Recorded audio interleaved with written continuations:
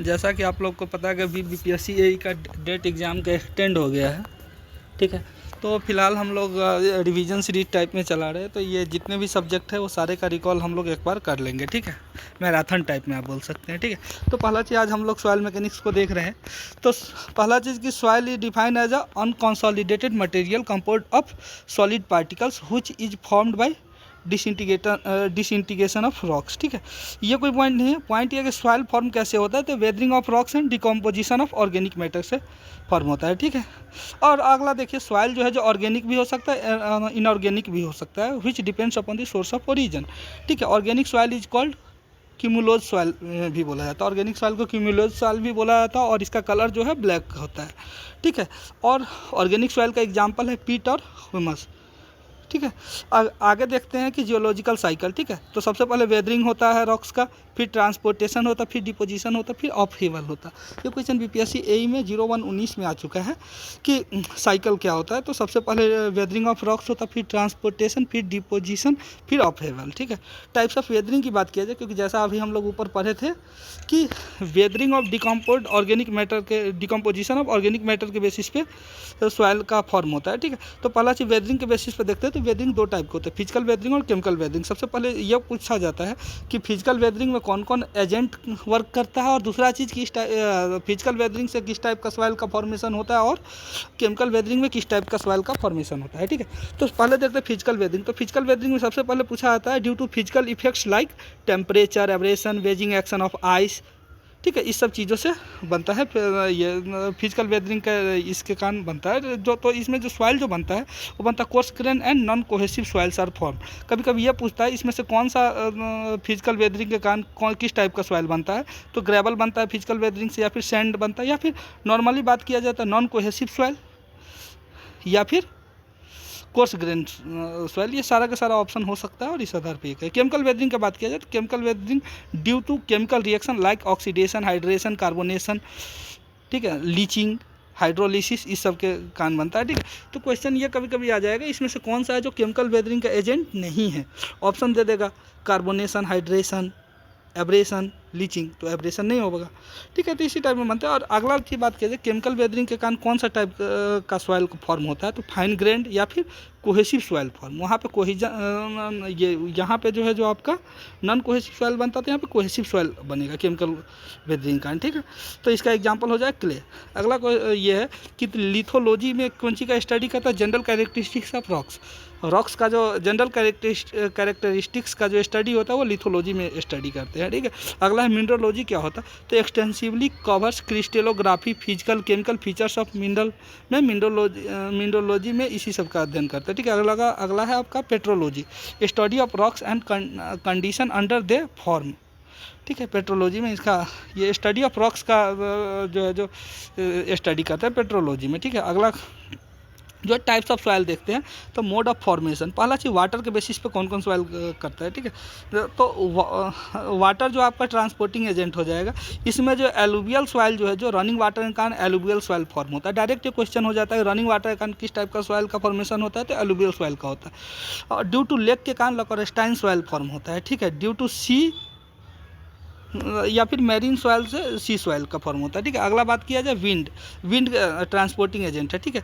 तो विंड के कारण due to wind aeolian soil का फॉर्मेशन होता है, और एओलाइन सॉइल का एग्जांपल कौन है, तो सैंड ड्यून्स है, ठीक है। अगला बात किया जाए एओलाइन सॉइल कैसा होता है, देखिए अगला जो है जो लूज एंड कोलेप्सिबल सॉइल भी यहाँ से फॉर्म होता है। Loose has a low density and high compressibility. Engineering services का क्वेश्चन, लूज सॉइल जो है जो उसका डेंसिटी कैसा होता है और कंप्रेसिबिलिटी कैसा होता है। लूज सॉइल का जो है डेंसिटी लो होता है और कंप्रेसिबिलिटी हाई होता है, ठीक है। अगला ड्यू टू ग्रेविटी कोलुवियल सॉइल का फॉर्म होता है, ठीक है। एग्जांपल इसका तालुस है। ग्लेशियर के कारण जो है जो ड्रिफ्ट या फिर टील सॉइल का फॉर्मेशन होता है, ठीक है। मैरीन ड्यू टू मैरीन के कारण मैराइन सॉइल जो है जो सी वाटर से फॉर्म होता है, ठीक है। मार्ल सॉइल का बात किया जाए तो ये highly organic and decomposition of aquatic animal and plant से फॉर्मेशन होता है। जैसे तो कुछ ये मछली उछली ये सब के संलग्न करने के कारण जो है जो मार्ल सॉइल का फॉर्मेशन होता है, ठीक है। या फिर प्लांट्स के संलग्न करने के कारण, ठीक है। वोल्केनिक एश की बात किया जाए तो बेंटोनाइट सॉइल इसका एग्जाम्पल है, ठीक है। अब हाईली परसेंट ऑफ मोंट मोरिलोनाइट होता है। बेंटोनाइट में क्या होता है, हाईली परसेंट ऑफ मोंट मोरिलोनाइट होता है, ठीक है। इसका एग्जाम्पल है tough soil transported by wind, tough soil जो है जो ट्रांसपोर्टेड कौन चीज़ से होता है, तो विंड से होता है, ठीक है। ब्लैक कॉटन सॉइल की बात किया जाए तो cover large part of southern India and must part of Maharashtra. ये भी क्वेश्चन आया हुआ है कि ब्लैक कॉटन सॉइल कहाँ पे पाया जाता है, तो southern India and must part of Maharashtra. अगला है लीचिंग लैटेराइट से, ठीक है। अगला ऑर्गेनिक सॉइल में कोमुलोज सॉइल हो जाता है एग्जांपल, ऑर्गेनिक सॉइल के अंदर कोमुलोज सॉइल एग्जांपल हो जाता है, ठीक है। मक का बात किया जाए लो ऑर्गेनिक परसेंटेज होता है, और पीट सॉइल में हाईली ऑर्गेनिक परसेंटेज होता है। ये भी क्वेश्चन आता है कि लो ऑर्गेनिक परसेंटेज इसमें से किस में होता है, तो मक सॉइल में होता है, और हाई ऑर्गेनिक परसेंटेज किस में होता है, तो पीट सॉइल में होता है। वर्ब्ड क्ले क्या होता है, ये भी क्वेश्चन आता है। वर्ब्ड क्ले क्या होता है, तो contains alternate thin layer of clay and silt, ठीक है। वर्ब्ड क्ले का में क्या होता है, contains alternate thin layer of clay and silt होता है, ठीक है। और इसका एग्जांपल लकरस्टाइन डिपॉजिट है, ठीक है। लोम का बात किया जाए तो mixture of silt sand and clay होता है, ठीक है। लोम में क्या होता है, mixture of sand silt clay बोल दीजिए, ठीक है। और क्लिच में जो है, जो क्लिच सॉइल पूछे कैसा सॉइल होता है, mixture of gravel sand and silt का होता है, ठीक है। एंड क्ले ऑल्सो, कभी कभी क्ले भी मिला होता है, ठीक है। Black cotton soil has a high percentage of montmorillonite, it has a high swelling and shrinkage problem, therefore it is not used for foundation के लिए इसलिए हम लोग ब्लैक कॉटन सॉइल का यूज नहीं करते हैं।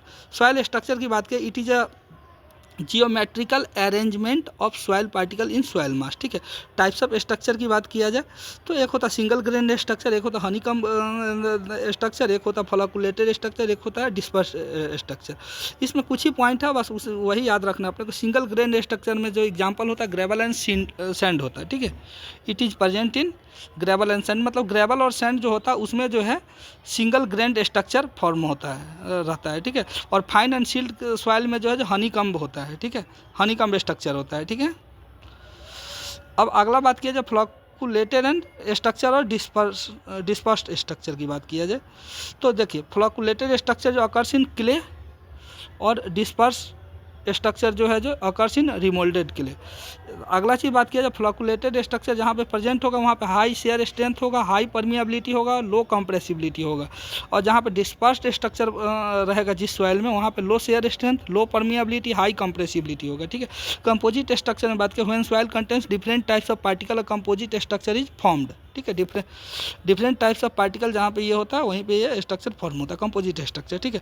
अगला बात किया जाए रिमोल्डिंग क्या होता है, loss of strength in cohesionless soil, ठीक है। लॉस ऑफ स्ट्रेंथ जहाँ पे स्ट्रेंथ लॉस करता है कोहिजनलेस सॉइल में उसको रिमोल्डिंग बोला जाता है। थिग्जोट्रॉपी क्या होता है, the phenomena of regaining lost strength with passage of time with no change in water content is known as thixotropy, ठीक है। क्ले मिनरलोजी में क्या होता है, important minerals are, clay mineralogy में जो इंपॉर्टेंट मिनरल्स होता है कौन कौन होता है, केओलोनाइट होता है, इलाइट होता है, मोंटमोरिलोनाइट होता है और हेलोसाइट होता है, ETC होता है। लेकिन यहाँ पे मेनली रूप से तीन चीज़ के बारे में जरूर पूछा जाता है, केओलाइट, इलाइट और मोंटमोरिलोनाइट, ठीक है। केओलाइट के बारे में बात किया जाता है स्टेबल मिनरल होता है, केओलोनाइट कैसा मिनरल होता है, स्टेबल मिनरल होता है। Cause no swelling and shrinkage, kaolinite जो है जो कोई भी स्वेलिंग और श्रिंकेज कॉज नहीं करता, इसका एग्जांपल है चाइना के लिए। इलाइट का बात किया जाए, इलाइट जो है exhibits medium swelling and shrinkage, elite जो है जो मीडियम स्वेलिंग एंड श्रिंकेज करता है, और मोंटमोरिलोनाइट जो है जो लार्ज स्वेलिंग एंड श्रिंकेज करता है, ठीक है। Highest percentage present in bentonite followed by black cotton soils, ठीक है। हायोसाइट की बात किया जाए तो बिहेवियर इज सिमिलर टू केओलोनाइट के जैसा ही बिहेवियर इसके अंदर होता है, ठीक है। अब अगला बात करें diffuse double layer and absorbed water, ठीक है। इससे ज़्यादा इंपॉर्टेंट कुछ भी नहीं है, present on clay particles only, ठीक है। आगे देखते हैं स्पेसिफिक सरफेस एरिया की बात किया जाए तो देखिए सबसे पहले बात किया जाए यहाँ पे ये देखते हैं surface area in increasing order, तो सरफेस एरिया जो है जो सबसे ज़्यादा होगा क्ले या फिर कोलोइड्स भी उसे बोला जाता है, ठीक है। या फिर कोलोइड को अलग ले लीजिए, ठीक है। और सबसे कम जो ग्रेवल, तो ये सीक्वेंस है ग्रेवल, फिर सैंड, फिर सिल्ट और सबसे ज़्यादा क्ले में, ठीक है। प्रॉपर्टीज ऑफ सॉइल की बात किया जाए तो पार्शियली सैचुरेटेड सॉइल होता है, फुल्ली सैचुरेटेड सॉइल होता है, फुल्ली ड्राइड सॉइल होता है, ठीक है। सबसे पहले चीज फेज बात किया जाए तो सॉइल के कितने फेज होते हैं, तो 3 फेज होते हैं, सॉलिड, एयर और वाटर, ठीक है। तो अब इसी के बेस पे देखिए तो एक होता है पार्शियली सैचुरेटेड सॉइल जिसके अंदर solid plus water plus air तीनों प्रेजेंट हो, ठीक है। और इसी को 3 फेज सिस्टम भी बोला, फुल्ली सैचुरेटेड सॉइल को 2 फेज सिस्टम बोला है। तो इसमें जो है जो फुल्ली सैचुरेटेड मतलब फुल्ली सैचुरेटेड रहेगा वहाँ पे क्या होगा, सॉलिड प्लस वाटर होगा, एयर प्रेजेंट नहीं होगा। फुल्ली ड्राइड सॉइल में सॉलिड प्लस एयर होगा, वहाँ पे वाटर नहीं होगा, ठीक है। आगे बात किया जाए वॉइड रेशियो को ई से डिनोट, स्मॉल ई से डिनोट करते हैं। ई इक्वल टू हो जाता है volume of void upon volume of solid होता है, ठीक है। और ई की वैल्यू जो है 0 से ऑलवेज क्या होगा, ई की वैल्यू 0 से ऑलवेज बड़ा होगा। और ये वैल्यू जो है, जो ई की वैल्यू 1 से भी ज़्यादा हो सकता है, ठीक है। 1 के बराबर भी हो सकता है, 1 से बड़ा भी हो सकता है, ठीक है। Void ratio e for coarse grain slightly less than fine grain soil. Obvious सी बात है, अगर जब जो वॉइड के बेसिस पे बात किया जाए तो सबसे ज़्यादा वॉइड जो जितना फिनर पार्टिकल हो उसमें वॉइड कंटेंट उतना ज़्यादा होगा। हाँ, लेकिन अब यहीं पे बात किया जब वॉइड के साइज के अकॉर्डिंग तो कोर्स ग्रेन में ज़्यादा वॉइड होगा कंपेयर विथ फाइन ग्रेन, ठीक है। पोरोजिटी अगला प्रॉपर्टी जाता है। पोरोजिटी की बात किया volume of void upon total volume होता है, ठीक है। Volume of void upon total volume होता है। पोरोजिटी को एन से डिनोट करते हैं, स्मॉल एन से, ठीक है। अब इसका रेंज बात किया जाए तो 0 से बड़ा होगा और 100 से या फिर 1 से छोटा होगा। 0 से बड़ा होगा, 1 से छोटा होगा। अब यहाँ पे एन और ई दो चीज़ हम लोगों ने पढ़ लिया, वॉइड रेशियो और पोरोजिटी। पोरोजिटी और वॉइड रेशियो के बीच में एक रिलेशन होता है, N equal to e upon 1 plus ई, और ई बराबर हो जाता है एन अपॉन 1 माइनस एन। कभी कभी ये करेगा कि एन की वैल्यू दे दे, पोरोजिटी की वैल्यू दे देगा, वॉइड रेशियो पूछेगा, कभी वॉइड रेशियो दे देगा, पोरोजिटी का वैल्यू पूछेगा, ठीक है। तो इस टाइप में हम लोग निकाल सकते हैं। अगला क्वेश्चन है डिग्री ऑफ सैचुरेशन। तो डिग्री ऑफ सैचुरेशन होता है volume of water upon volume of void होता है, ठीक है। डिग्री ऑफ सैचुरेशन वाली बात किया जाए, फुल्ली सैचुरेटेड सॉइल के केस में जो है जो डिग्री ऑफ सैचुरेशन की वैल्यू 100% हो सकता है, और फुल्ली ड्राई सॉइल के केस में 0 भी हो सकता है, ठीक है। एयर कंटेंट की बात किया जाए तो volume of air upon volume of void, ये होता है एयर कंटेंट होता है, ठीक है। फुल्ली सैचुरेटेड सॉइल में एसी की वैल्यू 0 हो जाता है, और फॉर फुल्ली ड्राइड सॉइल के केस में एसी बराबर 1 होते हैं। कैसे कैसे ये देख ले रहे हैं। AC plus SR equal to एक रेंज ये होता है। सबसे पहले एयर कंटेंट का रेंज देख लेते हैं। तो एसी का वैल्यू 0 भी हो सकता है, 0 से बड़ा भी हो सकता है, और 1 के बराबर भी हो सकता है, या फिर 1 से कम होगा, ठीक है। यह है आपका AC plus SR equal to 1 है। देखिए यहाँ पे फुल्ली सैचुरेटेड सॉइल के केस में बोला एसी की वैल्यू 0, फुल्ली सैचुरेटेड से केस हो जाएगा तो एसआर की वैल्यू 1 पुट करेंगे तो एसी बराबर 1 माइनस 1 तो 0 हो जाएगा। तो ये सही बोल रहा है कि एसी की वैल्यू 0 हो जाएगी किस केस में, जब फुल्ली सैचुरेटेड सॉइल हो जाए। और ड्राई सॉइल के केस में जो एसी की वैल्यू होना, ड्राई सॉइल हो जाएगा तो वहाँ पे एसआर की वैल्यू क्या होगा, 0, डिग्री ऑफ सैचुरेशन की वैल्यू 0, तो एसी बराबर क्या हो जाएगा, 1 हो जाएगा, ठीक है। तो एयर कंटेंट मतलब degree of saturation equal to 1, इसी को ये वर्ड फॉर्म में लिख दिया, ठीक है। अगला देखते हैं परसेंटेज एयर वॉइड्स। तो volume of air upon total volume हो जाता है, ठीक है। और इसका रेंज की बात कैसे सेम ऐसे ही हो जाता है, 0 के बराबर या फिर 0 से बड़ा, लेकिन n के 1 के बराबर नहीं तो 1 से छोटा, ठीक है।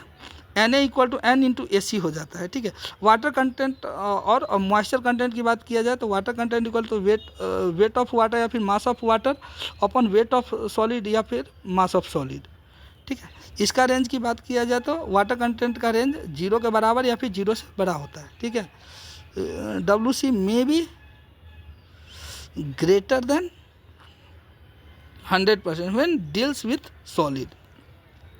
बल्क यूनिट वेट की बात किया जाए तो देखिए bulk unit gamma bulk equal to क्या हो जाएगा, total weight upon total volume of soil. Dry unit weight की बात की गामा ड्राई इक्वल टू क्या हो जाएगा, wait of solid upon total volume of soil. Unit weight of solid की बात की गामा एस इक्वल टू तो WS अपन VS हो जाएगा। सैचुरेटेड यूनिट वेट की बात की it the bulk unit wait when soil is fully saturated. Submerge unit weight की बात किया जाए तो गामा सब या फिर गामा से डिनोट करते हैं, तो गामा सबमर्ज इक्वल टू हो जाता है gamma sat minus gamma W। और अगला एक और रिलेशन याद रखना है, gamma submerge equal to half of gamma sat होता है, ठीक है। Approximately is based on Archimedes principle. ये भी एक क्वेश्चन आया हुआ है, सबमर्ज यूनिट वेट का कौन सा प्रिंसिपल पर वर्क करता है, आर्किमिड प्रिंसिपल पर वर्क करता है, ठीक है। In case of sudden draw down condition submerge unit weight is considered. Specific gravity या फिर रिलेटिव ग्रेविटी का बात किया जाए तो specific gravity G equal to gamma S by gamma W, ठीक है। टेम्परेचर जो है जो वाटर के केस में जो 4 डिग्री सेंटीग्रेड स्टैंडर्ड टेम्परेचर लिया जाता है, ठीक है, ये आपको पता है। और G की वैल्यू 2.60 से 2.85 तक होता है, ठीक है। अब अगला बात किया एपरेंट और मास और बल्क स्पेसिफिक ग्रेविटी। एपरेंट मास स्पेसिफिक ग्रेविटी को बल्क स्पेसिफिक ग्रेविटी या फिर एपरेंट स्पेसिफिक ग्रेविटी बोला जाता है। और GM इक्वल टू हो जाता है गामा अपॉन गामा W, ठीक है। एपरेंट स्पेसिफिक ग्रेविटी मतलब कि ये जो है आपका एपरेंट स्पेसिफिक ग्रेविटी GM की वैल्यू ऑलवेज कम होता है ट्रू स्पेसिफिक ग्रेविटी या फिर जी स्पेसिफिक ग्रेविटी से, ठीक है। Hydrometer use to determine specific gravity, specific gravity find out करने के लिए हाइड्रोमीटर का यूज करते हैं, ठीक है। अगला क्वेश्चन है आपका apparent specific gravity change where a true specific gravity is constant. Hydrometer analysis is based on Stokes law. Hydrometer analysis जो है जो कौन सा प्रिंसिपल पे बेस्ड है, तो स्टोक्स लॉ पे। Hydrometer use for particle size analysis, hydrometer जो है जो यूज जो करते हैं वो पार्टिकल साइज एनालिसिस के लिए करते हैं। अगला question hydrometer use for fine particles like silt and clay. In hydrometer analysis meniscus correction is additive and dispersing agent correction is subtractive and also temperature correction both हो जाएगा, positive या फिर negative always, ठीक है। ये question BPSC 0119 में पूछा गया है कि मिनिस्कस करेक्शन कैसा होता है, तो एडिटिव होता है, और डिस्पर्सिंग एजेंट करेक्शन कैसा हो जाता है, तो सब्सट्रैक्टिव होता है। ये भी क्वेश्चन आया हुआ है। और टेम्परेचर करेक्शन पॉजिटिव या निगेटिव दोनों हो सकता है। अब देखिए gamma solid, gamma sat, gamma bulk, gamma dry और गामा सबमर्ज पढ़ चुके हैं। अब इसका एक रिश्ता कभी कभी पूछा जाता है कि कौन सबसे बड़ा है और कौन सबसे छोटा है, ठीक है। इंक्रीजिंग ऑर्डर या फिर डिक्रीजिंग ऑर्डर में क्वेश्चन आता है, तो गामा सॉलिड की वैल्यू सबसे ज़्यादा, फिर गामा सेट, फिर गामा बल्क, फिर गामा ड्राई, और सबसे कम वैल्यू किसका, गामा सबमर्ज का, ठीक है। अगला देखते रिकवरी रेशियो हो जाता है recovery length of sample upon penetration length of sample. देखिए अब रिकवरी रेशियो को एलआर से डिनोट करते हैं। एलआर की वैल्यू 1 से ज़्यादा होगा तो सॉइल है स्वेल्ड, अगर जो एलआर की वैल्यू 1 से कम होगा तो इस केस में सॉइल हैज कंप्रेस्ड, और एलआर की वैल्यू 1 हो जाएगा तो गुड रिकवरी। अब देखिए कुछ इंपॉर्टेंट फार्मूला होता है जहाँ से क्वेश्चन आता है, S equal to W G, Sehwag इसको शॉर्ट फॉर्म में बोला था Sehwag, S equal to W G, ठीक है। यहाँ से कभी कभी क्या करेगा, फुल्ली सैचुरेटेड सॉइल बोल देगा और वहाँ पे डब्ल्यू और जी की वैल्यू दे देगा और बोलेगा ई की वैल्यू क्या है। कभी कभी क्या करेगा, फुल्ली सैचुरेटेड सॉइल बोल के ई की भी वैल्यू दे देगा, जी की वैल्यू दे देगा, कभी डब्ल्यू का वैल्यू पूछेगा, ठीक है। तो ये सब रिलेशन याद होना चाहिए। Gamma dry equal to 1 minus N A into gamma W G upon 1 plus W G, और normal formula gamma dry equal to G gamma W upon 1 plus E भी होता है जो यहाँ पे लिखा हुआ है। N equal to E upon 1 plus E होता है, E equal to N upon 1 minus N होता है, W S equal to W T upon 1 plus W C होता है, V S equal to V T upon 1 plus E. ये सब इतना important नहीं है, ये जरूर पूछा जाता है। जी एम क्या करेगा, आपको स्पेसिफिक ग्रेविटी दे देगा और अपेरेंट या फिर अपेरेंट स्पेसिफिक ग्रेविटी पूछेगा, ठीक है। तो जी की वैल्यू दे देगा, ई की वैल्यू दे देगा, तो G M equal to G upon 1 plus ई। और कभी कभी क्या करेगा, जी और जी एम की वैल्यू दोनों की वैल्यू दे देगा और ई की वैल्यू पूछा था, ई इक्वल टू होता है जी अपन जी एम माइनस 1, ठीक है। कभी कभी क्या करेगा कि दो केस में दे देगा, V1 V2 और E1 E2 के केस में क्या करेगा, कभी कभी क्या करेगा V1 V2 दे देगा, E1 दे देगा और E2 की वैल्यू पूछेगा, ठीक है। तो वहाँ पे V1 by V2 equal to 1 plus E1 by 1 plus E1 by 1 plus E2, या फिर क्या करेगा V1 V2 और गामा D1 D2 के बीच में रिश्ता पूछेगा तो V1 V2 की वैल्यू दे देगा, गामा D1 की वैल्यू दे देगा, गामा D2 की वैल्यू पूछेगा, तो इस रिलेशन से आ जाएगा, ठीक है।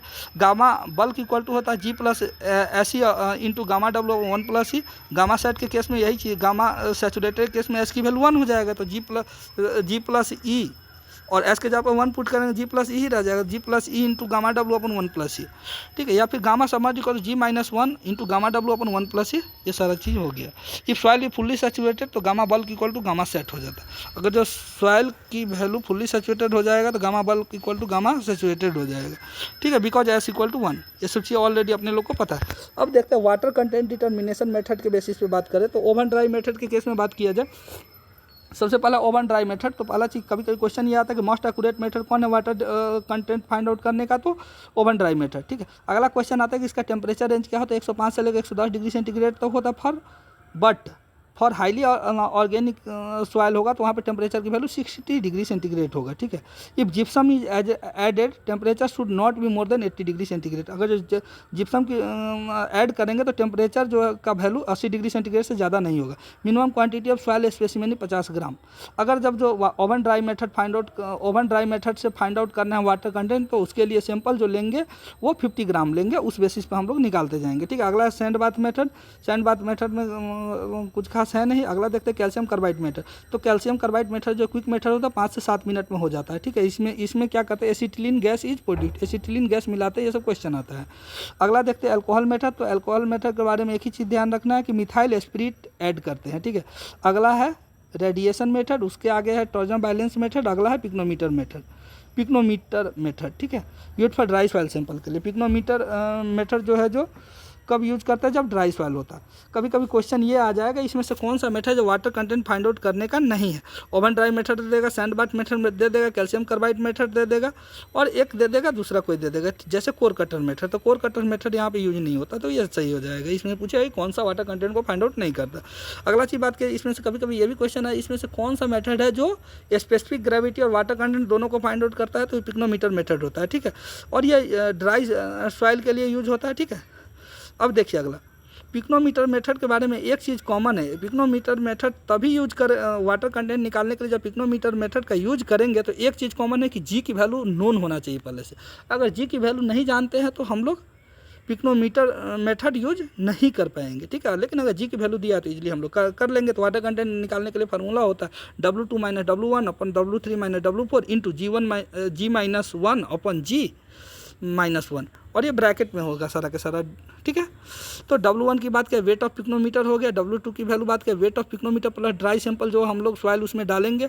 W3 जो है जो weight of pycnometer plus dry sample और प्लस में उसमें कुछ वाटर कंटेंट मिलाएंगे, ठीक है। और W4 जो है जो weight of pycnometer plus full water का कंटेंट निकाल लेंगे, यहाँ से निकल जाएगा, ठीक है। और जी की वैल्यू दिया रहेगा। और स्पेसिफिक ग्रेविटी निकालने के लिए फार्मूला होता है W2 - W1 अपन W2 - W1 minus W3 - W4, ठीक है।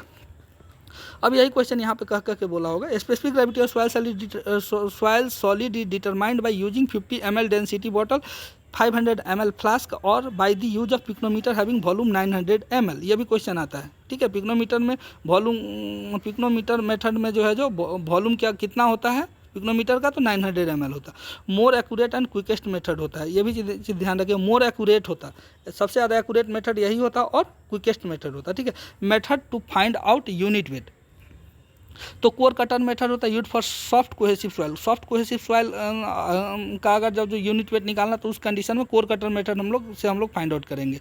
अगला बात किया जाए वाटर डिस्प्लेसमेंट मेथड, तो कोहेसिव सॉइल अगर जब जो लिखा रहेगा इसमें से कौन सा मेथड है जो कोहेसिव सॉइल के लिए हम लोग फाइंड आउट करते हैं, तो water displacement method.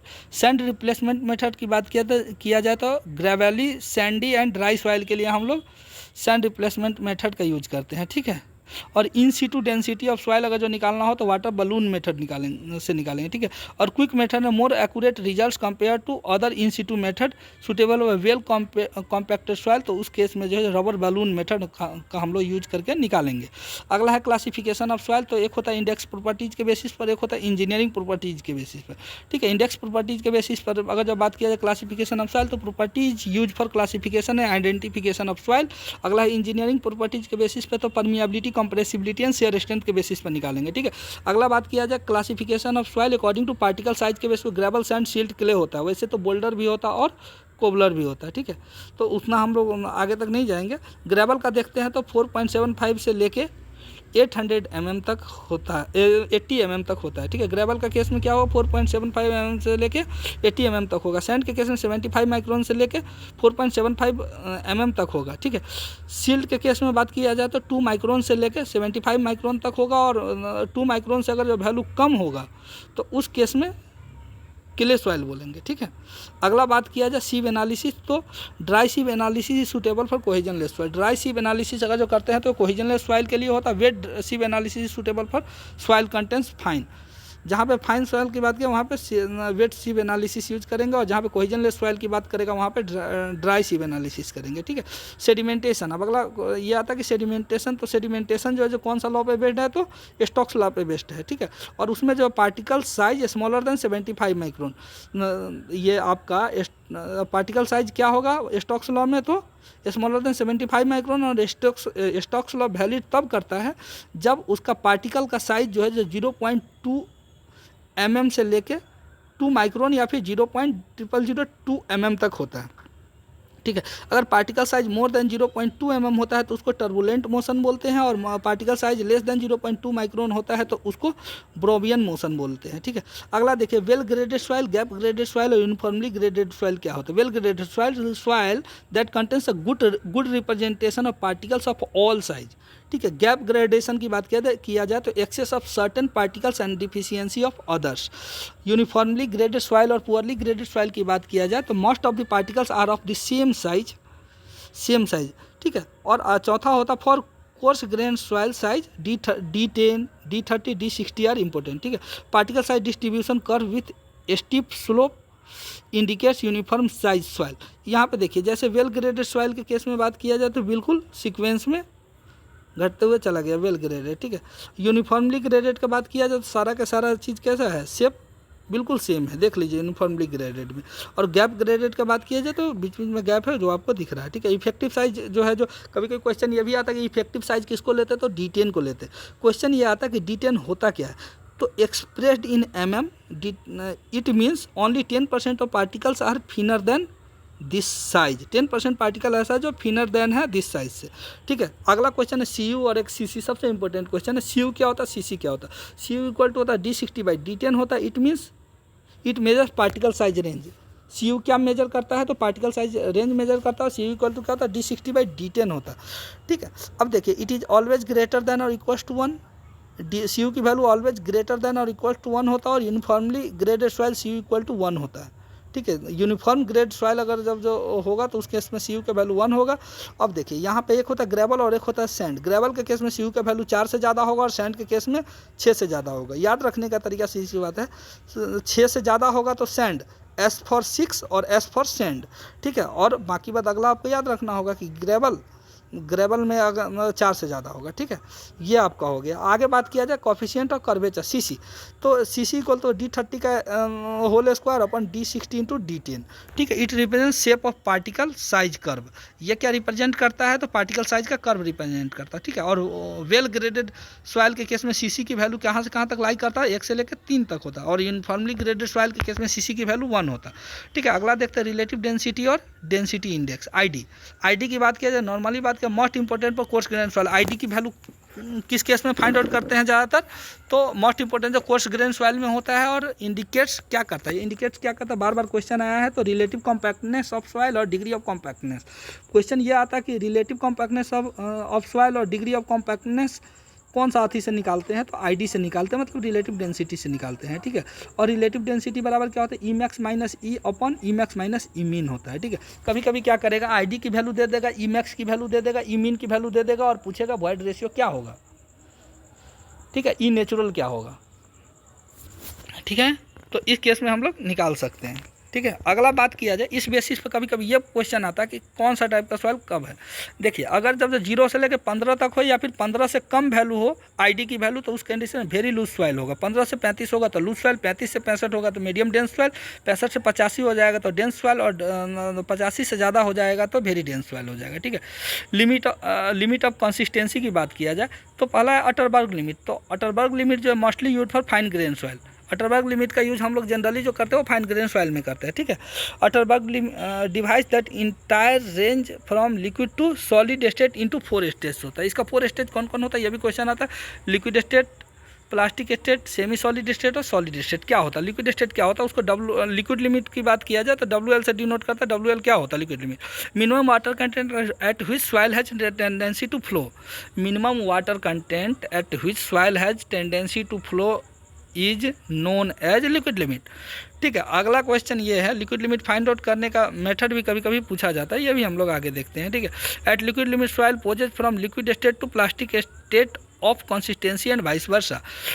All soils at liquid limit possess some negligible shear strength 2.7 kilonewton per metre square. Casagrande operator, हाँ ये क्वेश्चन आता है कि लिक्विड लिमिट फाइंड आउट करने का कौन सा मेथड है, तो कासा ग्रांडे ऑपरेटस है, ठीक है, उससे हम लोग फाइंड आउट करते हैं। और आस्टिक ग्रूविंग टूल भी है, ASTI ग्रूविंग टूल भी है, इससे भी हम लोग फाइंड आउट करते हैं। कभी कभी क्वेश्चन ये आता है कि इसमें से कौन सा मेथड से हम लोग लिक्विड लिमिट फाइंड आउट करते हैं, तो कैसे ग्रांडे ऑपरेटर से ज़्यादातर क्वेश्चन आता है, ठीक है। Minimum water content at which part of soil cut by group of standard dimensions will flow together for a distance of 12 mm under a impact of 25 blows in the device. ये भी question आता है, ठीक है। तो यहाँ पे value दिया रहा है तो 25 ब्लोस के सामने वाला जो आंसर ये होगा वही होगा उसका आंसर, ठीक है। आगे बात करते हैं liquid limit test perform on soil sample passing through 425 micron. देखिए सैंड के केस में जो है जो लिक्विड लिमिट की वैल्यू 0 होता है। ग्रेवल नॉन प्लास्टिक होता है सैंड के केस में, 0 होता है। सील के केस में 30 to 40 होता है, एलुवियल सॉइल के केस में 40 से 150 होता है, ठीक है। कभी कभी ये क्वेश्चन आता है कि नॉन प्लास्टिक कौन है, तो सबसे पहले ग्रेवल, अगर ग्रेवल नहीं दिया रहे तो सैंड मारना है, ठीक है। अगर जो ग्रेवल नहीं दिया रहेगा तो सैंड, लेकिन अगर ग्रेवल और सैंड दोनों है तो वहाँ पे नॉन प्लास्टिक सॉइल कौन हो जाएगा, ग्रेवल हो जाएगा, ठीक है, ध्यान रखिएगा। सील्ट की वैल्यू 30 to 40 होता है, ठीक है। एलुवियल सॉइल की वैल्यू 40 to 150 होता है। क्ले या फिर ब्लैक कॉटन सॉइल की वैल्यू 400 से 500 होता है, और क्ले जिसका मोनोनाइट होता है 400 से लेकर 800 तक होता है, ठीक है। अगला देखते हैं, if the base is softer than the standard rubber liquid limit of soil is always increases. High WL means highly compressible. Flow curve is drawn for this test. Open point method and core pentometer test are used to find liquid limit. Flow index की बात करें तो देखिए यहाँ से direct इस सब का फार्मूला पूछ दिया जाता है। Slope of flow curve indicates flow index, ठीक है। फ्लो इंडेक्स इक्वल टू हो जाता है IF इक्वल टू हो जाता है W2 - W1 अपन log N2/N1, ठीक है। देखिए note, if the value of flow index is more it means lower is the shear strength. अगर जब फ्लो इंडेक्स की वैल्यू ज़्यादा होगा तो इसका मतलब है कि शेयर स्ट्रेंथ इसका लो है इस सॉइल का। अगला क्वेश्चन बात क्या है, if the rubber base is replaced by a metal base then the flow index will be increased. If flow index is high then slope is steep, if flow index is low then slope is flat. Plastic limit की बात किया जाए तो इसको क्या बोलते हैं, ये देखते हैं। The minimum water content as which soil can be rolled into a thread of 3 mm in diameter without crumbling is called thread test, ठीक है। ये भी क्वेश्चन आता है कितना mm पे लेते हैं, तो 3 mm पे लेते हैं, ये भी क्वेश्चन आया हुआ है। और plastic limit is the water content below which the soil stops behaving as plastic material. या फिर देखें, in the plastic limit soil possess from plastic state to semi solid state and vice versa. Shear strength is very little. Plastic limit के case में जो है shear strength की value very little होता है। श्रिंकेज लिमिट की बात किया, it is a minimum water content at which soil is just crumble just completed saturated, ठीक है। और the moisture content after which further loss of moisture does not cause a decrease in the volume of soil. Black cotton soil and bentonite having lower value of shrinkage limit. In the shrinkage limit soil poses from solid state to semi solid state and vice versa. Shrinkage ratio की बात किया जाता है SR equal to ρD/ρW होता है, ठीक है। और SR इक्वल टू γD/γW, ठीक है। श्रिंकेज लिमिट की केस में बात किया जाए तो श्रिंकेज लिमिट के केस में S की वैल्यू 1 हो जाता है, तो वहाँ पे हो जाता है W इक्वल टू E/G, ठीक है।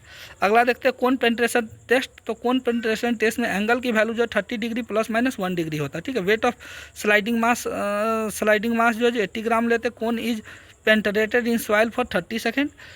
Wait taken at 20 mm penetration of the cone. Height and diameter of the cone is 5 centimetre. Cone penetrometer test is used to find liquid limit. अगला देखते हैं इंपॉर्टेंट इंडाइसेज। पहला देखते हैं plasticity index. तो plasticity index equal to हो जाता है IP इक्वल टू नॉर्मली अगर बात है WL - WP। Plasticity index equal WL - WP। अगर जब IP की वैल्यू 0 है तो नॉन प्लास्टिक, 0 से 7 है तो लो प्लास्टिक, 7 से 17 है तो मीडियम प्लास्टिक, और 17 से ज़्यादा है तो हाईली प्लास्टिक। ये भी क्वेश्चन है। श्रिंकेज इंडेक्स की बात किया जाए, पहला आपका plastic index WL - WP। Shrinkage index की बात किया जाए तो WP - WS होता है। श्रिंकेज इंडेक्स क्या होता है, WP - WS, ठीक है। टफनेस इंडेक्स की बात किया जाए तो IP/IF होता है। टफनेस इंडेक्स इक्वल टू क्या होता है, IP/IF होता है। Liquidity index equal to W - WP/IP हो जाता है, ठीक है। W - W मतलब कि मॉइस्चर कंटेंट। W को नॉर्मल W को बात किया जाए तो उसको बोलते हैं मॉइस्चर कंटेंट या फिर water content minus WP। WP का मतलब हो गया आपका प्लास्टिक लिमिट, ठीक है। WS का मतलब हो गया श्रिंकेज लिमिट। WL का मतलब हो गया लिक्विड लिमिट, ठीक है। तो ये भी क्वेश्चन आता है। लिक्विडिटी इंडेक्स इक्वल टू है W - WP/IP, और कंसिस्टेंसी इंडेक्स इक्वल टू हो जाता है WL - W/IP, ठीक है। अगला क्वेश्चन आता है IC + IL इक्वल टू 1 होता है। ये भी क्वेश्चन कहीं पे आता है, ठीक है। और when toughness index is less than 1 the soil is friable at the plastic limit. Consistency की बात किया जाए, it is the resistance offered by soil against deformation. Very soft के केस में IC की वैल्यू 0 से 25 होता है। सॉफ्ट के केस में 25 से 50। मीडियम स्टिफ के केस में 50 से 75। स्टिफ के केस में 75 से 100, और वेरी स्टिफ के केस में 100 से ज़्यादा, ठीक है। This index represent in Situ behaviour और डिग्री ऑफ फार्मनेस। अगर जो आईसी की वैल्यू 0 है मतलब लिक्विड स्टेट में, आईसी की वैल्यू अगर जो 1 है तो प्लास्टिक स्टेट में, और आईसी की वैल्यू 1 से ज़्यादा है तो इसमें सेमी सॉलिड और सॉलिड स्टेट में। लिक्विडिटी इंडेक्स आल्सो नोन है वाटर प्लास्टिसिटी रेशियो, ठीक है। आईएल की वैल्यू अगर जो 1 से ज़्यादा है तो लिक्विड है, आईएल की वैल्यू 1 है तो प्लास्टिक, और आईएल की वैल्यू 0 है तो सेमी सॉलिड और solid. IC plus IL equal to 1 जो मैंने ऑलरेडी बताया था। Particle size decreased, WL WP and IP increase. Particle size अगर डिक्रीज होगा तो डब्ल्यूएल डब्ल्यूपी एंड आईपी की वैल्यू इंक्रीज होगा। If silt is added to clay, WL WP and IP decrease हो जाएगा, ठीक है। सॉइल क्लासिफिकेशन के बेसिस पे बात किया जाए तो ये भी देख ले रहे हैं। The course grain soil are classified on the basis of their grain size distribution, the fine grain soil on the basis of their plasticity character। देखिए यहाँ पे अगर जब बात की ग्रेन साइज डिस्ट्रीब्यूशन के बेसिस कोर्स ग्रेन सॉइल का classification होता है, और फाइन ग्रेन सॉइल का जो क्लासिफिकेशन होता है according to their plasticity character के बेसिस पे होता है, ठीक है। आईएस पार्टिकल साइज क्लासिफिकेशन के बेसिस पे बात किया जाए, देखिए बोल्डर का बात किया जाए तो 300 से ऊपर हो जाएगा तो बोल्डर हो जाएगा, 80 से लेकर 300 के बीच में हो जाएगा तो कोबलर हो जाएगा, 80 से लेकर 4.75 mm तक होगा तो उसको ग्रेवल बोलेंगे, 4.75 से लेकर 75 माइक्रोन तक होगा तो उसको सैंड बोलेंगे, और 75 से लेकर 2 माइक्रोन तक अगर जब जो होगा तो उसको सिल्ट बोलेंगे, और 2 माइक्रोन से कम होगा तो उसको क्ले बोलेंगे, ठीक है। अब देखिए ग्रुप इंडेक्स मेथड बात किया जाए, जीआई की वैल्यू यह हाईवे में भी पूछा जाता है, हाईवे मटेरियल में, और यहाँ पे भी पूछा था। Group index equal to normal formula था 0.2 प्लस 0.005 AC प्लस 0.01 BD। ये क्वेश्चन बार बार आता फार्मूला लिख देगा। ग्रुप इंडेक्स इक्वल टू क्या, मेरे ख्याल से हरियाणा जेई में ये क्वेश्चन आया हुआ था, ग्रुप इंडेक्स का फार्मूला इसमें से कौन है, तो 0.2 प्लस 0.005 AC प्लस 0.01 BD। अब क्वेश्चन ये आता कि इसका वैल्यू कहाँ से कहाँ तक लाइक करता है, 0 से लेकर 20 तक लाइक करता है, ठीक है। ये पूछा था मिनिमम वैल्यू क्या होगा ग्रुप इंडेक्स की, तो 0 होगा, मैक्सिमम वैल्यू क्या होगा तो 20 होगा। लेकिन ध्यान रखिए 0 से 1 होता गुड सॉइल है, 2 से 4 है तो फेयर है, 5 से 9 है तो पुअर है, और 10 से 20 है तो वेरी पुअर सॉइल है, ठीक है। GI depends upon percentage of soil passing 75 micron ISC, ठीक है। अगला लिक्विड लिमिट और अगला प्लास्टिक लिमिट, ठीक है। यही चीज़ें लिखा हुआ। GI value is negative, it is indicate consider as 0। अगर ग्रुप इंडेक्स की वैल्यू अगर जो निगेटिव मिलता है तो उस कंडीशन में हम लोग को 0 कंसीडर करना है। रेंज जो है होता है इसका 0 से लेकर 20 तक होता है। ग्रुप इंडेक्स वैल्यू 0 मतलब बेस्ट सॉइल, ग्रुप इंडेक्स की वैल्यू अगर जो 20 है मतलब कि पुअर फॉर पेमेंट, पेमेंट के लिए पुअर सॉइल है, ठीक है। Soil primarily divided into 3 groups होता है। प्राइमरली डिवाइड जो है 3 ग्रुप में होता है। एक होता कोर्स ग्रेन सॉइल, ठीक है, एक होता फाइन ग्रेन सॉइल, और एक होता हाईली ऑर्गेनिक सॉइल। देखिए कोर्स ग्रेन सॉइल के केस में बात किया 50% रिटेंस ऑन 75 माइक्रोन्स, ठीक है। और फाइन ग्रेन के केस में क्या होगा 50% पास हो जाएगा, ठीक है, from 75 micron. Highly organic soil हो गया, ठीक है। अगला बात किया जाए gravel soil on 4.75 mm and passing from 80 mm, sand passing from 4.75 mm, ठीक है। Gravel and sand classification classified into 4 groups. Gravel and sand जो है जो ये भी 4 ग्रुप में क्लासिफाई किया गया। वेल ग्रेडेड ग्रेवल जिसको GW से डिनोट करते हैं, पुअरली ग्रेडेड ग्रेवल जिसको GP से डिनोट करते हैं, सिल्टी ग्रेवल जिसको GM से डिनोट करते हैं, क्लेई ग्रेवल जिसको GC से डिनोट करते हैं, वेल ग्रेडेड ग्रेवल सैंड जिसको SW से, पुअरली ग्रेडेड सैंड जिसको SP से, और सिल्टी सैंड जिसको SM से, और क्लेई सैंड जिसको SC से। क्वेश्चन ये नहीं आता। पहला चीज़ है कि ग्रेवल को G से डिनोट करते हैं, सैंड को जो है ये S से डिनोट करते हैं, सिल्ट का बात किया जाए तो M से डिनोट करते हैं, और क्ले को C से डिनोट करते हैं, ठीक है। और ध्यान रखिएगा जो लास्ट में एक बार गेट में क्वेश्चन आया हुआ है SW को या फिर SC को पूछा था, हाँ SC को पूछा था। SC का पूरा नाम क्या है, तो देखिए अभी मैंने बोला था आपको क्या, क्लेई को C से और सैंड को S से। तो देखिए जो सबसे लास्ट में इंडिकेट करेगा उसको पहले ले लेना। जैसे यहाँ पे SC है तो क्लेई सैंड हो जाएगा। अगर जो SW है तो मतलब क्या होगा, वेल ग्रेडेड सैंड हो गया, ठीक है। ये सब क्वेश्चन आता है। According to ISA soil is classified into 18 group. According to ISA के बेसिस पे बात किया तो 18 ग्रुप्स में सॉइल को क्लासीफाई किया गया। Fine grain soil is classified into 6 group. Fine grain soil जो है जो 6 ग्रुप्स में क्लासीफाई किया गया, जो यहाँ पे लिखा हुआ देखिए। लो कंप्रेसिबल सिल्ट, ठीक है, intermediate compressible silt, highly compressible silt, OL, OI और OH को देखिए। OL मतलब low compressible organic silt and clay, OI मतलब इंटरमीडिएट हो गया, और OH मतलब हाईली हो गया, Cl मतलब लो कंप्रेसिबल क्ले हो गया, Ci मतलब इंटरमीडिएट कंप्रेसिबल क्ले हो गया, और CH मतलब हाईली कंप्रेसिबल क्ले हो गया।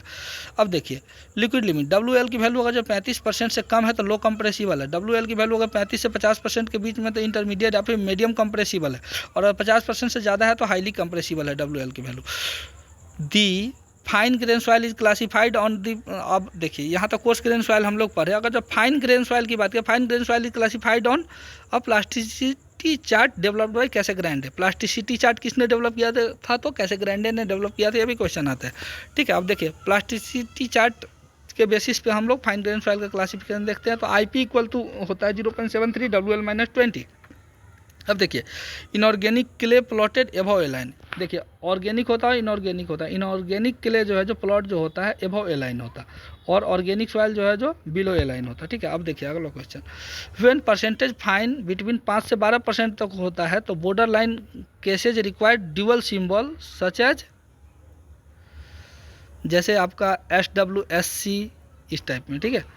अब यहाँ पे देखते हैं, देखिए सेंसिटिविटी की बात किया जाए, सेंसिटिविटी क्या होता, तो देखिए sensitivity equal to it is the ratio of unconfined compressive strength of soil in its undisturbed state to unconfined compressive strength of soil in its remoulded state, मतलब यही चीज़ unconfined compressive strength undisturbed upon unconfined compressive strength of remoulded, ठीक है। ये भी question आता है, अगर जो 1 से वैल्यू अगर जब जो कम होता है तो इनसेंसिटिव होता है, 1 से 2 के बीच में होता है तो स्लाइटली सेंसिटिव होता है, 2 से 4 के बीच में मीडियम सेंसिटिविटी, 4 से 8 के बीच में सेंसिटिव, 8 से 16 के बीच में वेरी सेंसिटिव, 18 से 16 से 32 के बीच में स्लाइट सेंसिटिव स्लाइट क्विक, और 32 से 64 के मीडियम क्विक, और 64 से ज़्यादा होगा तो quick.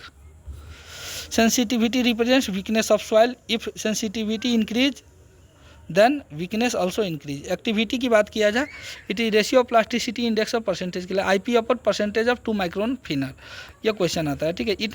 It measures the water holding capacity of clay soil, activity से हम लोग ये मेजर करते हैं कितना वाटर होल्डिंग कैपेसिटी है इस सॉइल में। Swelling and shrinkage represented by activity number, montmorillonite में जो है जो A की वैल्यू अगर जो बात किया 1 से लेकर 7 होता है एक्टिविटी का value. More activity means more water holding capacity, अगर जो एक्टिविटी की वैल्यू अगर जो ज़्यादा होता है तो वाटर होल्डिंग कैपेसिटी भी ज़्यादा होगा। A की वैल्यू 0.75 से कम होगा तो इनएक्टिव होगा, A की वैल्यू 0.75 से 1.25 होगा नॉर्मल एक्टिव हो जाएगा, और 1 से ज़्यादा होगा मतलब 1.25 से ज़्यादा हो जाता है एक्टिव हो जाएगा। अगला बात किया जाए परमिएबिलिटी, अब यहाँ से इंपॉर्टेंट टॉपिक स्टार्ट हो रहा है, तो यह क्वेश्चन आया हुआ था, property of soil which allow us passage of fluid through it, उसको बोला परमिएबिलिटी बोला, तो मतलब कि सॉइल का जो ये होता है, ये नॉर्मली अगर जब बात किया जाए तो सॉइल के माध्यम से भी वाटर का फ्लो होता है, फ्लो या फिर flow of water through soil is nothing but permeability, ठीक है। It is also called hydraulic conductivity, permeability को ये हाइड्रोलिक कंडक्टिविटी भी बोला जाता है, ठीक है। Permeability minimum in optimum moisture content and maximum dry density, ठीक है। हाईली परमिएबल सॉइल जो है जो व्हेन K की वैल्यू 10 टू द पावर 1 है, 1 सेंटीमीटर पर सेकेंड है, एग्जाम्पल के तौर पे इसका ग्रेवल एंड सैंड है। इम्परमिएबल सॉइल मतलब कि K की वैल्यू अगर जो 10 टू द -7 से कम है सेंटीमीटर पर सेकेंड से, तो एग्जाम्पल के तौर पर क्ले, ठीक है। ग्रेवल के केस में 10 टू द -1 से ज़्यादा होगा, सैंड के केस में 10 टू द -2 से ज़्यादा हो, ये 10 टू द -2 होगा, सिल्क के केस में 10 टू द -4 होगा, क्ले के केस में 10 टू द -7 से कम होगा, ठीक है। ये बेसिस पे पूछा था इंजीनियरिंग सर्विसेज के एग्जाम में, ये क्वेश्चन आया हुआ है। आगे बढ़ते हैं डार्सीस लॉ। डार्सी लॉ बेसिकली बोला था, डार्सी लॉ बोला था क्यों किया, नॉर्मली बात किया जाए डार्सी लॉ क्यों किया, Q इक्वल टू KIA, क्यों किया नॉर्मली बात करें तो, ठीक है। Maximum size of which it is applicable is 0.5 है, ये भी क्वेश्चन पूछता है। मैक्सिमम साइज क्या होता है पार्टिकल का जब डार्सी लॉ को हम लोग अप्लाई कर सकते हैं, जब 0.5 mm या फिर उससे कम है वैल्यू तो उस केस में डार्सी लॉ अप्लीकेबल होगा। फ्लो थ्रू आउट सॉइल, ठीक है, for flow through out soil, ठीक है।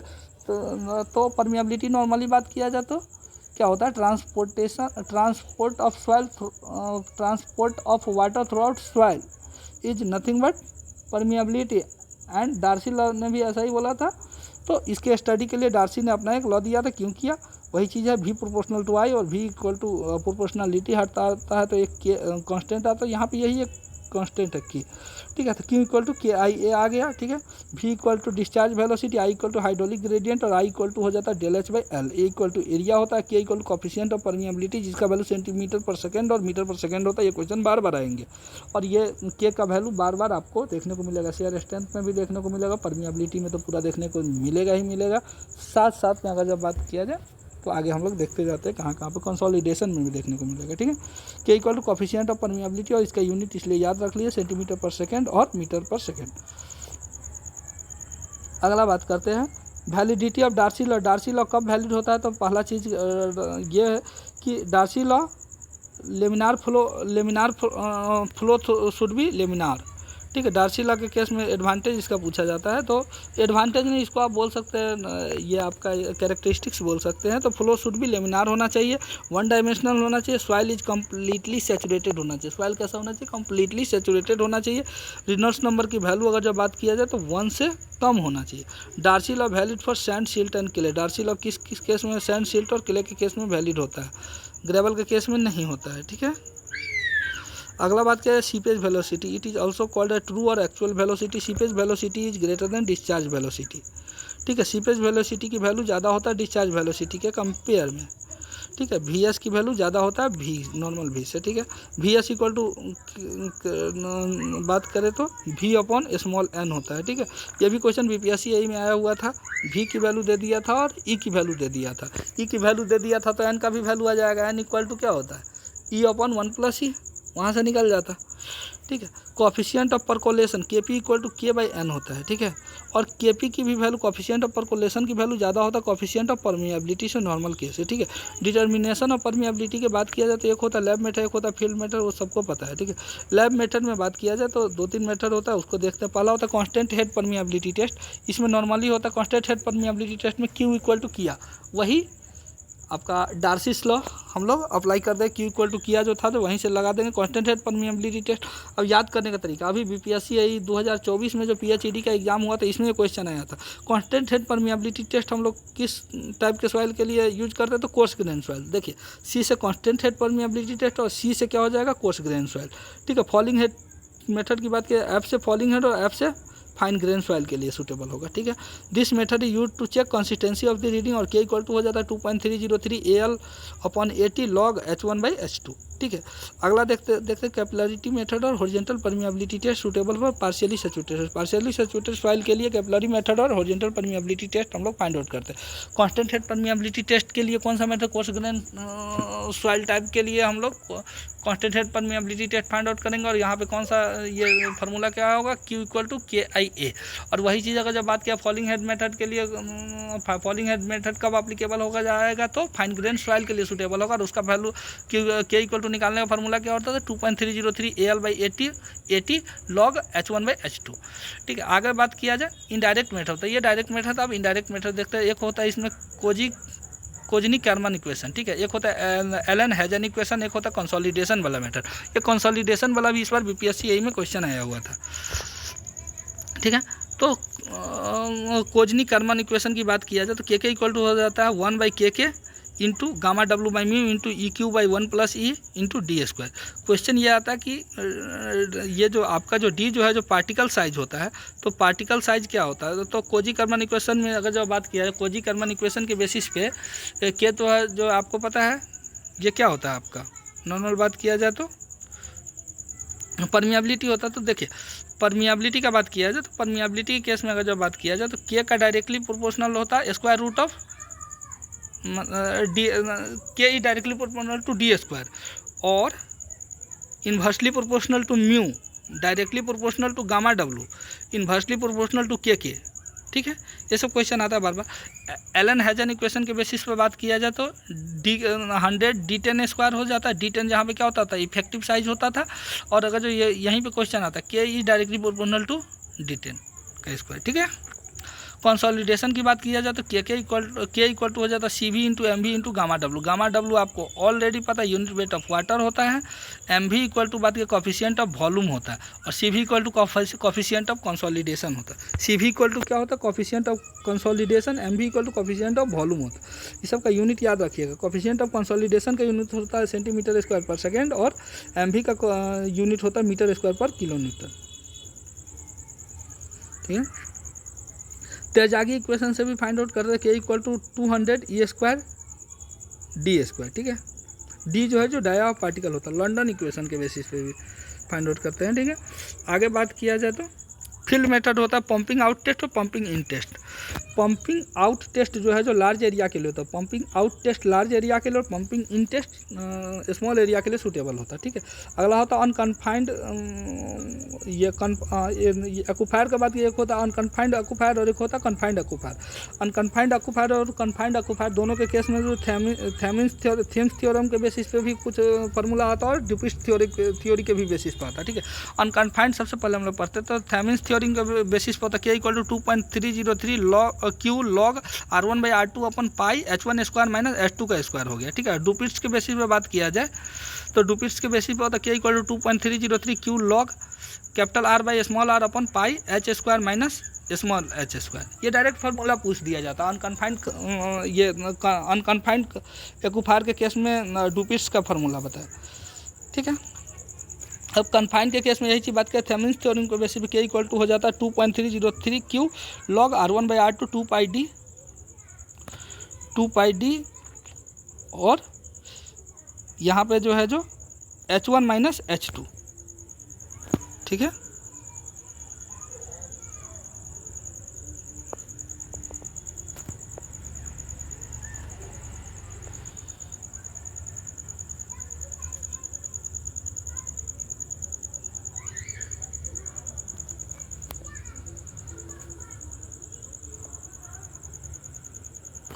अगला बात किया जाए तो आपका इससे आगे हम लोग देखते हैं, ये कन्फाइंड का हो गया। थेम्स थ्योरम के केस में के value 2.303 Q log R1 by R2 upon 2 pi D H1 minus H2। और डुपिट्स थ्योरम के बेसिस पे बात किया तो K equal to 2.303 Q log capital R by small r upon 2 pi D H minus small h। ठीक है, यहाँ पे दो चीज़ बस चेंज करना है अनकन्फाइंड और कन्फाइंड के बीच में। ये अगर जो अनकन्फाइंड में बेसिस में बात किया जाए तो वहाँ पे जो है जो थेम्स थ्योरम के बेसिस पर था 2.303 Q log R1 by R2 सही था, अपॉन में था नॉर्मली क्या था, नॉर्मली बात किया जाए तो पाई था। ठीक है, पाई H1 square minus H2 square, लेकिन यहाँ पे क्या हो जाएगा 2D हो एक्स्ट्रा ऐड हो जाएगा 2D पाई H1 माइनस H2, बाकी बात यहाँ पे स्क्वायर नहीं होगा।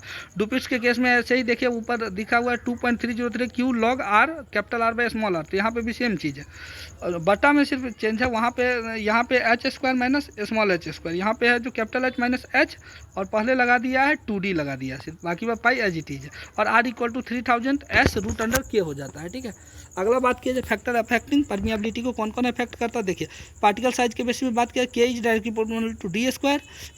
सरफेस एरिया के बेसिस पे बात किया जाए तो K is inversely proportional to surface area के स्क्वायर।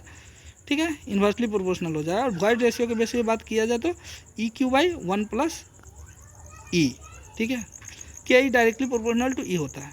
ठीक है, permeability reported on standard temperature 27 degree centigrade पर रिपोर्ट करता है। ठीक है, और K is directly proportional to temperature. ठीक है, डिग्री ऑफ सैचुरेशन और soil moisture K is directly proportional to S.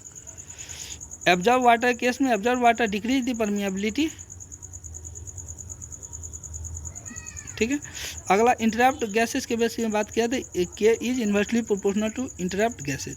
Thickness of saturated layer, depth of surface retention, types of soil, structure of soil, इस सब के basis पे factor effect करता है void ratio, ये इसका परमिएबिलिटी का। ठीक है, आगे बात किया है परमिएबिलिटी ऑफ स्ट्रेटिफाइड सॉइल। ठीक है, स्ट्रेटिफाइड सॉइल के बेसिस बात किया जाए फ्लो दो टाइप का होता है, एक होता है पैरेलल और एक होता है परपेंडिकुलर। देखिए flow is parallel to planes of stratification, तो नॉर्मल इसका फॉर्मूला आ जाता है तो के एच इक्वल टू हॉरिजेंटल हो जाता है। ठीक है, पैरेलल को ही हॉरिजेंटल बोला जाता है। ठीक है, पैरेलल को ही हॉरिजेंटल बोला जाता है और परपेंडिकुलर को वर्टिकल बोला जाता है। देख लीजिए यहाँ पे वर्टिकली है, यहाँ पे हॉरिजेंटली है, ठीक है। तो देखिए के एच इक्वल टू पैरेलल के केस में हॉरिजेंटल के एच इक्वल टू हो जाता है K1 Z1 plus K2 Z2 plus K3 Z3 plus so on upon Z1 plus Z2 plus Z3 plus so on, ठीक है। Loss of head is the same for all layers. Loss of head जो होगा, head loss जो होगा same हो जाएगा all layer में। और टोटल डिस्चार्ज अगर जब पूछे तो Q इक्वल टू हो जाता है small Q1 plus Q2 plus Q3 plus so on जितना रहेगा। Flow in perpendicular to the plane, तो परपेंडिकुलर के केस में वर्टिकल हो जाएगा, ठीक है। तो यहाँ पे जो डिस्चार्ज सेम हो जाएगा, वहाँ पे क्या था हेड सेम था, यहाँ पे डिस्चार्ज सेम हो जाएगा। टोटल हेड लॉस जो HL1 plus HL2 plus HL3 हो जाएगा। और के भी इक्वल टू नॉर्मली हो जाएगा Z1 plus Z2 plus Z3 upon Z1 by K1 plus Z2 by K2 plus Z3 by K3, ठीक है। Note KH is always greater then KB। KH की वैल्यू KH या फिर उसको क्या बोलते थे, पैरेलल बोलते थे, ठीक है। देखिए पैरेलल या फिर हॉरिजॉन्टल फ्लो, ठीक है। पैरेलल या फिर हॉरिजॉन्टल फ्लो की बात किया जाए तो उस केस में KH की वैल्यू जो है जो ऑलवेज ग्रेटर होगा KB से, ठीक है। अब अगला बात करते हैं स्ट्रेस। तो देखिए एक होता टोटल स्ट्रेस, एक होता इफेक्टिव स्ट्रेस, एक होता पोर वाटर प्रेशर, ठीक है। ये total stress it is due to self weight of soil और ओवर बर्डन ऑफ सॉइल, ठीक है। नेचुरल प्रेशर और पोर प्रेशर की बात किया जाए तो pressure transmitted through the pore fluid, pore pressure equal to pressure head into unit weight of water, P equal to HW into gamma W। Note pore pressure में भी positive और negative, pore pressure जो है जो positive भी हो सकता है और निगेटिव भी हो सकता है। अगला बात किया in the capillary zone effective stress is greater then total stress. Pore pressure is compression below the water table and tension above the water level, ठीक है। इफेक्टिव स्ट्रेस की बात किया जाए it is the pressure transmitted from particle to particle through their point of contact through soil mass. It is also called intergranular stresses. Effective stress equal to हो जाता है total stress minus पोर water pressure, ठीक है। और total stress अगर जब बात किया जाए तो effective stress plus pore water pressure, ठीक है। The water which is held in soil mass against gravity is divided into 3 parts, structure water, absorb water और कैपिलरी वाटर। स्ट्रक्चर वाटर क्या होता है, chemical combined in the crystalline structure, it can not remove by simple oven dry method at 105 degree centigrade पर नहीं होगा, ठीक है। Absorb water की बात किया, water held by electrochemical forces, it is available only in clay. ये absorb water कहाँ अवेलेबल होता है तो क्ले में अवेलेबल होता है। It is also called hygroscopic water होता है, can be removed by oven dry. इसको ओवन ड्राई से हम लोग रिमूव कर सकते हैं। किसको, एब्जॉर्ब वाटर। किसको रिमूव नहीं कर सकते हैं तो स्ट्रक्चर वाटर को रिमूव नहीं कर सकते। कैपिलरी वाटर क्या होता है, water held in voids of soil due to capillary force surface tension, ठीक है। कैपिलरी वाटर ये always in tension, capillary water कैसा होता है, ऑलवेज इन टेंशन में होता है। इससे आगे हम लोग नहीं पढ़ेंगे, इससे ज़्यादा फालतूगिरी है ये सब पढ़ना, ठीक है। Soil is susceptible to frost have and boil are silt and fine sand, ठीक है। अगला इससे ज़्यादा कुछ नहीं। SC equal to C upon ED10 ये क्वेश्चन आता है। SC इक्वल टू मतलब कैपिलरी हाइट इक्वल टू पूछा जाता है। कैपिलरी हाइट बराबर फॉर्मूला क्या होता है, cohesion upon void ratio into effective size. अगला देखते हैं seepage pressure and critical hydraulic gradient, ठीक है। तो इसको देखने के लिए हम लोग थोड़ा देर का ये अगला बात किया जाए seepage pressure and critical hydraulic gradient. यहाँ से भी क्वेश्चन है। पहला चीज कि टोटल हेड इक्वल टू क्या हो जाता है, तो pressure head plus datum head plus velocity head. Velocity head बराबर पता है आपको कि v²/2g हो जाता है। Pressure head equal to p/ρg हो जाता है और datum head equal to z हो जाता है, ठीक है। ये जो बर्नौली इक्वेशन से आपको पता है, दो सेक्शन पे अलग अलग लेते थे। p1/ρg plus v1² plus z1 equal to v2² plus p2/ρg plus z2, ठीक है। प्लस कभी कभी ये लॉस भी ले लेते थे, तो वहाँ पे डार्सी बीच का आता था, वो सब जब पढ़ेंगे फ्लूइड तब जाके देखेंगे, ठीक है। तो यहाँ पे ये चीज़ होगी, total head equal to pressure head plus datum head plus velocity head. Velocity head in soil is neglected करते हैं, ठीक है। वेलोसिटी हेड का वैल्यू हम लोग सॉइल के केस में निगलेक्ट करते हैं, ठीक है। Total pressure equal to total head equal to तो क्या हो जाए, pressure head plus datum head, ठीक है। अब देखिए हाइड्रोलिक ग्रेडियंट इक्वल टू हो जाता है I इक्वल टू H/L हो जाता है, वो ऑलरेडी हम लोगों ने देख चुका है। Exit gradient equal to del H/ND into L हो जाता है, ठीक है। सीपेज प्रेशर इक्वल टू बात किया जाए, सीवर प्रेशर इक्वल टू हो जाता है plus minus gamma W into H हो जाता है, ठीक है। और H इक्वल टू तो हम लोगों ने I इक्वल टू H/L पढ़े थे, तो यहाँ से ये वैल्यू आ जाएगा P S equal to seepage pressure equal to plus minus gamma W into I into L. ठीक है, seepage pressure is always act in direction of flow होता है। सीपेज प्रेशर ऑलवेज एक्ट किस डायरेक्शन में करता था? फ्लो के direction में ये एक्ट करता है। ठीक है, in case of downward seepage the pore pressure and effective stress increases and total stress is constant. If the water level increase above bed level, effective stress is constant. Quick condition या फिर boiling condition या फिर उसी को quick sand condition के case में पूछा जाता है। When seepage is upward direction, if seepage pressure is equal to submerged weight of soil, effective stress is reduce to zero. In this case sand loses all its shear strength and soil particle moves in upward direction. Quicksand condition occurs in silt and sand. Quick sand condition जो है occurs किस किस case में करता है? तो silt और sand के केस में करता है। ठीक है, क्रिटिकल हाइड्रोलिक ग्रेडियंट सबसे important question, I C equal to G minus one upon one plus E या फिर I C equal to G minus one into one minus N.